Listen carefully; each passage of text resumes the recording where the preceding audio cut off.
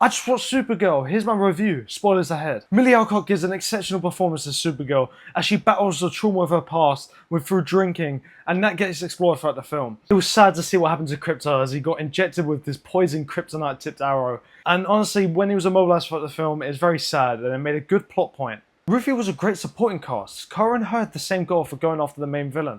The problem is that Ruthie's family died by the hands of the villain, so she wanted revenge and to make sure he doesn't survive.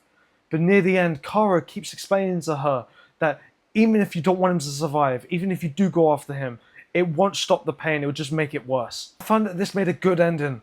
It showed that her walking away from the villain as he's on the ground and not going after him, it just showed that her being alive is revenge enough. Now on to some bad things. I found that Lobo was played brilliantly, but he was just very unneeded in the film. I loved Jason Momoa's Lobo. I just found they didn't include him in the way that they had to have him in. He was just there. And it felt at times he was used as a plot device to save them when something's going wrong. And this didn't happen all the time, but it did happen at times, and I wasn't a fan of that. Another one of my big issues is the villain.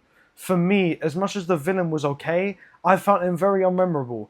He's on the same level to me as the Marvels. I found with that film as well, I don't remember the villain much. It didn't come across as memorable at all, and it just felt like it was only the main protagonists that were memorable, nothing to do with the villain. Overall, I went inside that film with a bad mindset, especially from looking at early reviews and even have some opinions to think about, is this film going to be good or not?